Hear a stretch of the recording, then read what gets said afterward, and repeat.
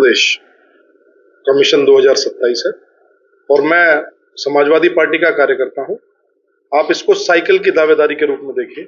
वहां पर मेरा राष्ट्रीय अध्यक्ष जी का फोटो है, वहां पर हमारा चुनाव चिन्ह है और मुझे लगता है कि व्यक्ति से ज्यादा पार्टी और पार्टी से हमारे सर्वोपरि नेता माननीय अखिलेश यादव जी, नीला बटन सीधे हाथ की तरफ होगा और उल्टे हाथ पे हमारा साइकिल का चुनाव चिन्ह होगा और मिशन 2027 सरकार बनाने का मिशन होगा। इतना ही इन्हीं शब्दों में सीमित करता हूं इसको। अगर पार्टी आपको गढ़मुक्तेश्वर से जिम्मेदारी देती है तो आपका पहला राज्य क्या होगा? रोजगार, शिक्षा, स्वास्थ्य, किसान, कानून व्यवस्था या कोई और मुद्दा?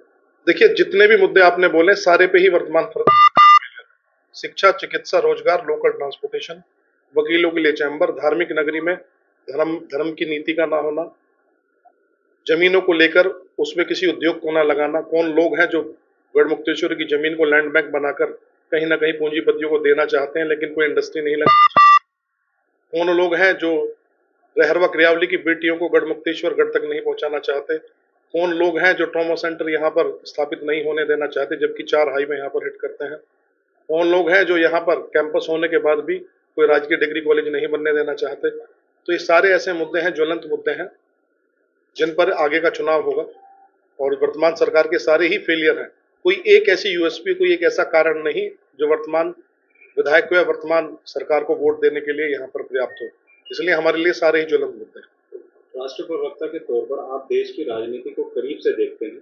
आपको क्या लगता है कि 2027 में उत्तर प्रदेश की जनता किन मुद्दों पर मतदान करने वाली? जिन मुद्दों पर 2024 में किया, मुद्दे स्पष्ट हैं। सबसे पहले लोकतंत्र को जिंदा रखना है, संविधान को जिंदा रखना है।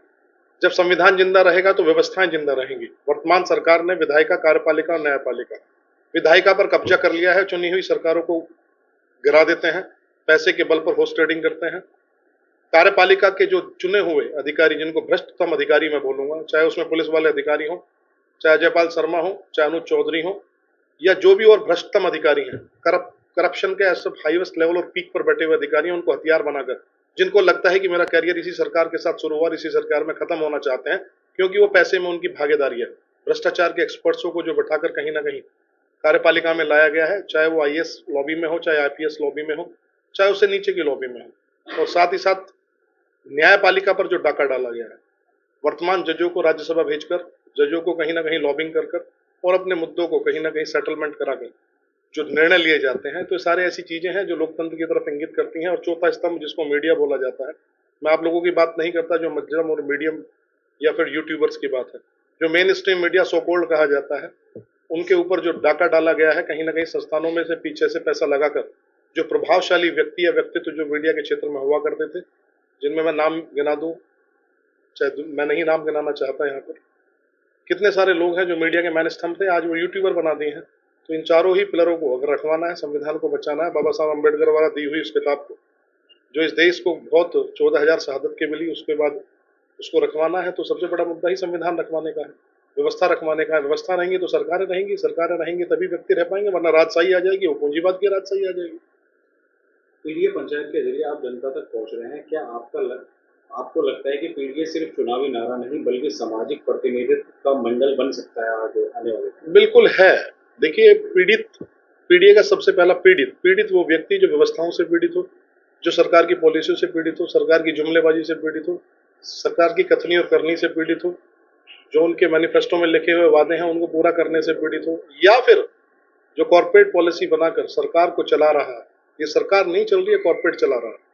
मोटर व्हीकल की बात करें, एथनॉल मिक्सिंग की बात करें, रेट बढ़ाने की बात करें, डीजल पेट्रोल में एथनॉल मिक्सिंग होने के बाद जहां पर रेट डाउन आने चाहिए तो उन्हें बढ़ने की बात करें, BS4 BS6 पे स्विचिंग की बात करें। एक नया भारत, नए भारत में पूंजीपतियों का भारत और गरीबों का भारत, जहां पर रोड पर आम आदमी चल नहीं सकता। अभी गंगा एक्सप्रेस वे बना, यहाँ से लखनऊ आने जाने का किराया 2500 रुपए है टोल का, इतने में तो सीएनजी का आने जाने का खर्चा ना हो। और आप जब जाकर देखिए उस पर इक्का दुक्का 2-4 गाड़ियां मिलती हैं।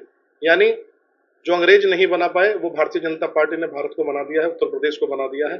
गरीब अलग, अमीर अलग, जेब में पैसे हो तो सुविधाएं लें, जेब में पैसे नहीं है तो आप स्वास्थ्य सुविधा, चिकित्सा, रोजगार भूल जाइए।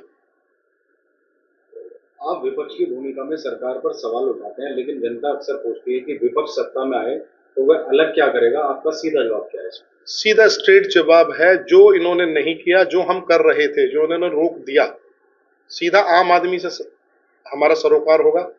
शिक्षा चिकित्सा में जहां 30,000 स्कूलों को बंद करने की बात हो और 45,000 ठेके खोलने की बात हो, नशेखोरी को बंद किया जाएगा।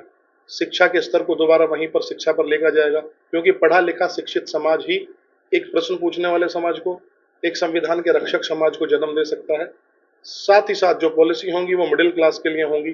पॉलिसी होंगी वहां ऐसी पॉलिसी को जन्म दिया जाएगा जो रोजगार को छीनने वाली नहीं होंगी, देने वाली होंगी। ये वर्तमान की सरकार जो रोजगार देने में पूरी तरह नाकामयाब, 59,000 शिक्षक की भर्ती का घोटाला हो, या हर एक सरकारी डिपार्टमेंट में कहीं ना कहीं पे संविदा कर्मचारी पर लगा दिए हो, चाहे उसमें सफाई कर्मचारी हो, चाहे 4th क्लास में जो भी हो, ये सरकार केवल नौकरी छीनना जानती है। और तो और जो रिटेल का सेक्टर भारत में सबसे बड़ा जॉब क्रिएशन का सेक्टर माना जाता था, डिजिटल प्लेटफॉर्म के नाम पर, ऑनलाइन प्लेटफॉर्म के नाम पर, उसको भी इन्होंने बर्बाद कर दिया है। दो ही काम बचे हैं, या तो हमारा बच्चा यहाँ जाएगा तो या तो जोमेटो में फूड की डिलीवरी करेगा या ओला उबर में टैक्सी चलाएगा। तीसरा काम इस उत्तर प्रदेश के साथ साथ पूरे भारत में कुछ नहीं बचा करने के लिए।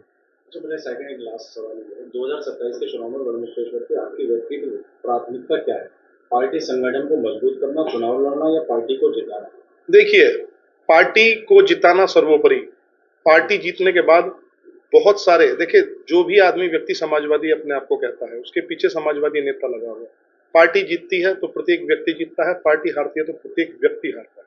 संगठनात्मक रूप से पूरी 36 बरादरियां, पीडीए के साथ साथ हर एक धर्म जाति के लोगों को इकट्ठा करना, उन पीड़ित लोगों का समूह बनाना जो वर्तमान की सरकार से पीड़ित हैं, उनको इकट्ठा करना और संगठनात्मक रूप से पार्टी को मजबूत करना। मैं स्पष्ट रूप से बोल दूं, प्रत्याशी हूं, डिक्लेयर्ड प्रत्याशी नहीं। मैं जिस व्यक्ति से वोट मांग रहा हूं, जिस कम्युनिटी से वोट मांग रहा हूं, आपके माध्यम से बोल दूं, फिर वही बात रिपीट करता हूं, सीधे हाथ पे एक नीला बटन होगा, उल्टे हाथ पे एक साइकिल का निशान होगा।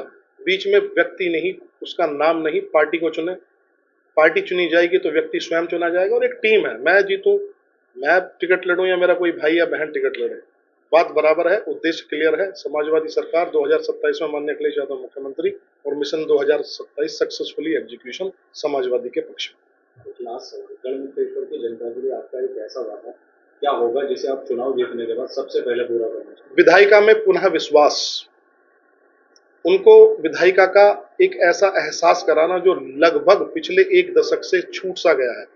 हमारे जब भी यहाँ से कोई विधायक चुना गया, उस समय पे हमारी सरकार द्वारा किए गए कार्यों का एक लेखा जोखा, मेडिकल लाइन का लेखा जोखा, शिक्षा की लाइन का लेखा जोखा, लोकल कनेक्टिविटी का लेखा जोखा, स्पष्ट रूप से बोलते हैं। जो कथनी और करनी में जो अंतर आया है, उस अंतर को दोबारा भरेंगे और मुझे लगता है कि जो काम किए गए उससे बेहतर। देखिए, जब भी एक एरा होती है उसमें एक बजट होता है।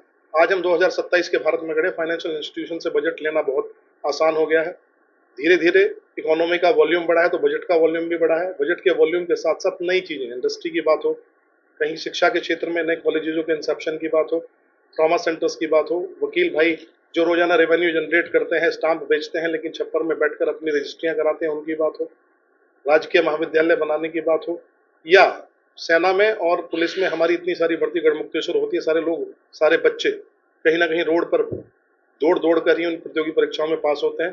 तो स्टेडियम, खेल के स्टेडियम की बात हो, एक ऐसा इंफ्रास्ट्रक्चर जहां पर शिक्षा के साथ, स्वास्थ्य के साथ समग्र विकास की बात हो, उन मुद्दों को हम यहाँ पर लेकर आना चाहिए। जनता को क्या संदेश देना चाहते हैं? संदेश देना चाहते हैं स्पष्ट, समाजवादी सरकार लाएं और जितनी भी परेशानी है उनका आप अंत पाएं और अखिलेश यादव जी को 2027 में मुख्यमंत्री